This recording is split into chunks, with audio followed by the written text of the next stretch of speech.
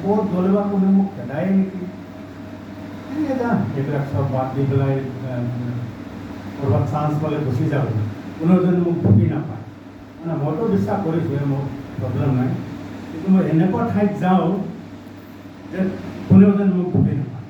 গৈ পেলাই যেন আকৌ মানে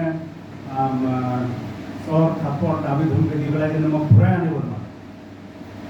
তাৰপিছত মই ইফালে এপ্লাই কৰোঁ, ইফালে দৰখাস্ত, ইফালে এয়াৰ কৰোঁ। পাছত এটা চান্স মিল যে তোৰ হেৰি যদি এইটো পৰীক্ষাত পাছ কৰিব পাৰোঁ তেতিয়াহ'লে কিন্তু তোৰ বাইবেল কলেজত যাব পাৰি। মইতো আৰু এনেকুৱা দিনে ৰাতি পঢ়িলোঁ আৰু সঁচাকৈ মানে পাছ কৰিলোঁ।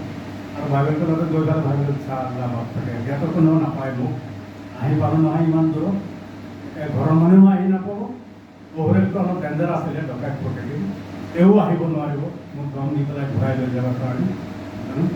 কিন্তু 3 মাহ পাছতে মোৰ তাতে মানে বহুত পৰিৱৰ্তন হৈ গ'ল। আৰু তাৰ পাছত পৰিৱৰ্তন হৈ লাষ্টত আমি সেই কলেজৰ নিচিনাই এসপ্তাহলৈকে ফাষ্টিং কৰি সেইটো কলেজৰ পৰা ওলাই আহিলোঁ।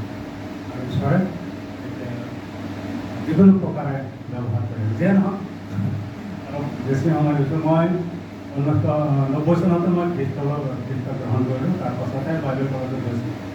আৰু মুছলিমসকলৰ মাজত যিহেতু সেই সময়ত এতিয়ালৈকেও ক'বলৈ গ'লে অৰ্গেনাইজড হিচাপে কিতাপ পত্ৰ বা প্ৰচাৰ মানে ধুনীয়া পদ্ধতিৰে মুছলিমৰ মাজত প্ৰচাৰ কৰা অনুষ্ঠান এতিয়াও নাই।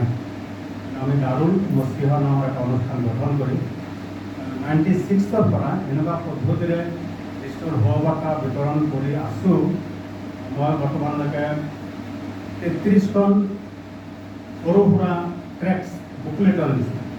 এই বুকলেটবিলাক অসমৰ বিভিন্ন ঠাইত মুছলিমসকলৰ মাজত, বিশেষকৈ আমাৰ পালকৰ যোগেদিয়েই হওক বা বিভিন্ন ঠাইত প্ৰচাৰকসকলৰ যোগেদিয়েই হওক বা ইণ্ডিভিজুৱেলি কিছুমান ব্যক্তিগত মানুহৰ যোগেদিয়েই হওক, তেওঁলোকে এইবিলাক মুছলিমসকলৰ মাজত বিতৰণ কৰে।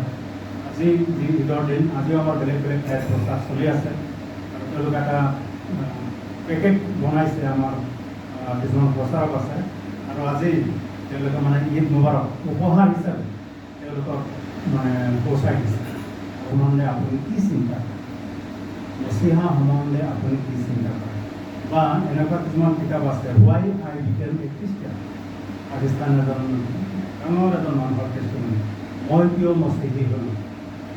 এই ধৰণৰ ধুনীয়া ধুনীয়া কিতাপ লিখি পেলাই আমি তেওঁলোকক কি কৰোঁ, এনেকুৱা অকেশ্যন তেওঁলোকৰ মাজত বিতৰণ কৰা হৈ আছে। আৰু আপোনালোকে আচৰিত পাব, গোটেই অসমতে আমাৰ তেনেকুৱা প্ৰচাৰ হৈ আছে।